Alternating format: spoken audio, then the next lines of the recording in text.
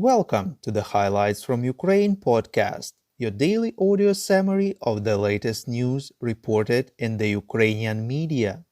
To mark the upcoming Independence Day of Ukraine, we will have a special meetup this Sunday with people who support us on the Patreon. You will be able to meet me, author and voice of the podcast, as well as to learn more about Ukraine and its people. It is not too late to join the club. Just for $5, you can both support the podcast team and get a chance to attend the meeting. Link to our Patreon page is in the description to this episode. My name is Artem, and here is the news. For 177 days, Ukraine stands strong against the Russian invasion. The US approved the new military aid package for Ukraine worth $775 million, reports Channel 24.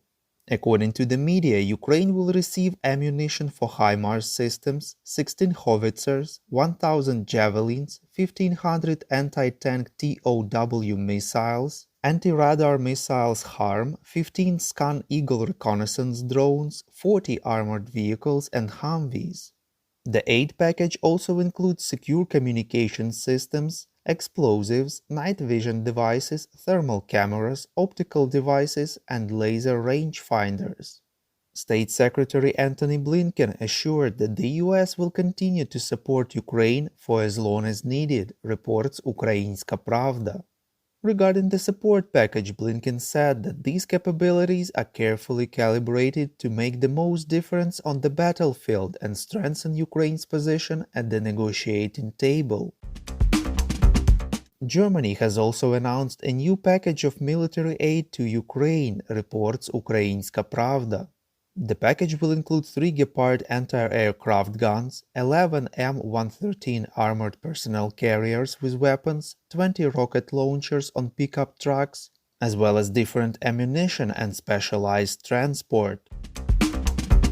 The government of Ukraine allowed short-term travels abroad for the new category of men, reports Interfax Ukraine. From September 1st, 10% of employees of export-oriented companies, but not more than 10 people, who have an average wage of at least 20,000 hryvnia and have no debts in taxes and fees to the national budget, will be able to travel abroad for up to 7 days. Economy Minister Yulia Sviridenko said that this is an important step that is necessary for business so that employees are able to participate in international events, sign business contracts and return to Ukraine in order to develop their business.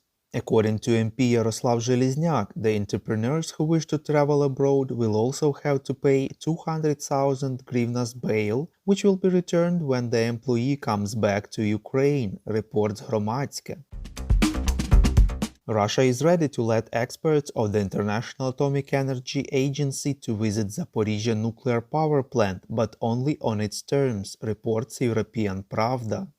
The Kremlin claims that approaching the plant from Ukraine-controlled territory is too dangerous and the mission should go through Russia and the territory of Ukraine it controls. Ukraine doesn't agree to these terms. Residents of Sevastopol in the occupied Crimea heard explosions yesterday, reports Krim Reali.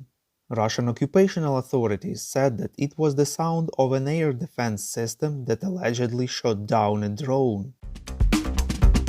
The General Staff of Ukraine informs that the Russian forces are trying to advance in numerous directions in the Donetsk region and actively use the artillery along the entire front line, reports Unian. In particular, in the Slovensk area, Russian troops moved towards Novodmitrivka, Virnopil and Kurulki. They suffered losses and were forced to retreat. The fighting is ongoing near Ivanodarivka in the Kramatorsk direction. The invaders carried out an offensive near Bakhmut, Zaitseva and Kodema without success. The hostilities continue. In the Kharkiv direction, the enemy carried out offensive battles in the Borshova area, was unsuccessful and left. The Pentagon believes that the positions of the Russian military in Ukraine have weakened and they have no progress on the battlefield, reports Radio Liberty.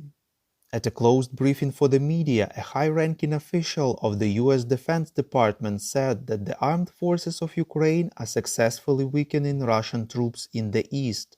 He also commented on the latest events in Crimea, primarily the explosions at airfields, saying that Russian forces are much more vulnerable than it was expected. Cyprus and Greece opposed the idea of a ban on issuing visas to Russian tourists who wish to visit the EU, reports LBUA. Both countries are seeing growing numbers of Russian tourists this year. Deputy Speaker of the German Bundestag from the Free Democratic Party, which is the part of the ruling coalition, Wolfgang Kubinski, said in an interview about the need to open the Nord Stream 2 gas pipeline to fill gas storage facilities for the winter, reports Interfax Ukraine. Prior, Russian Gazprom announced plans to stop Nord Stream 1 gas pipeline for short-term repair. Foreign Minister of Ukraine Dmytro Kuleba responded, saying that such calls to open the pipeline and then close it are completely irrational. The minister compared it to drug addiction, when a person says just one last time without realizing the devastating consequences of each last time. He stressed that dependence on Russian gas kills. The German government later dismissed the idea of the deputy speaker as unacceptable. We call on you to demand from governments of your countries to impose the toughest sanctions possible on Russia and its citizens to stop their invasion of Ukraine. Thank you.